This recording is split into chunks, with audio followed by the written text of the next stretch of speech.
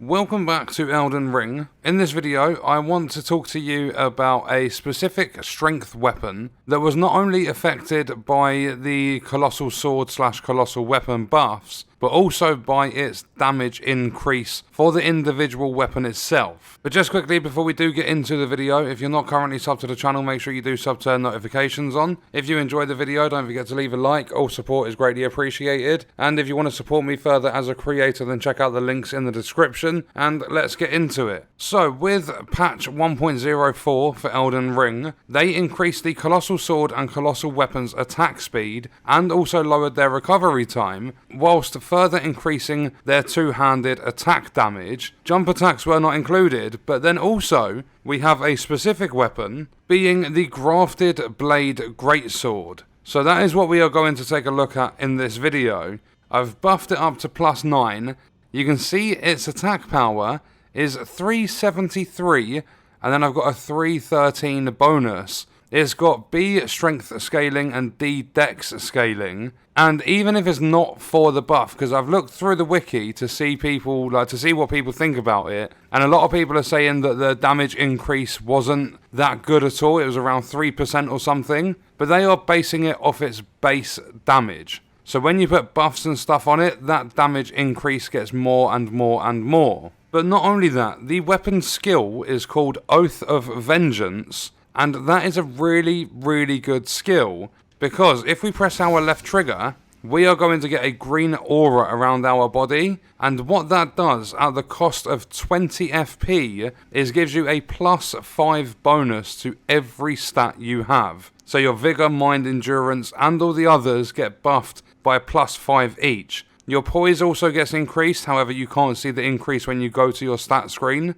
And another thing that's really, really good about it is you can actually put the weapon away, you can do whatever you want to, it lasts for 30 seconds, but you can just roam around, use any other weapon, incantations, all that sort of stuff, and your character will have a +5 to every single stat. So what we're going to do is reset, we're going to go have a look at the giant and see the damage this outputs.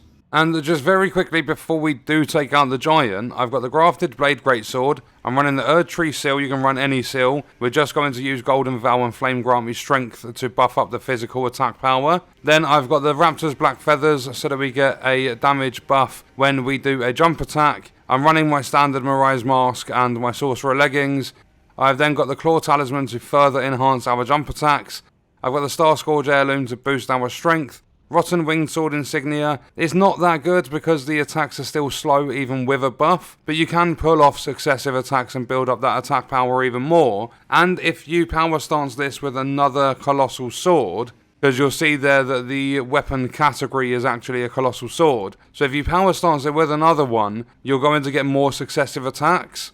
And then we've got Ritual Sword, so that whilst we are attacking at full health, we get extra attack power. Then what I've done is stuck the Strength and Dexterity, not Crystal Tears, in the Flask of Wondrous Physic, just to buff up the damage even further. So with this guy over here, if I jump off Torrent, I drink my Flask, then I proc Golden Vow, then use Flame Grant Me Strength. Then, because it only lasts for 30 seconds, if I come over here and then use the skill, and then do a jumping heavy attack, 4,000 damage from one attack. And after 3, the guy's going to go down.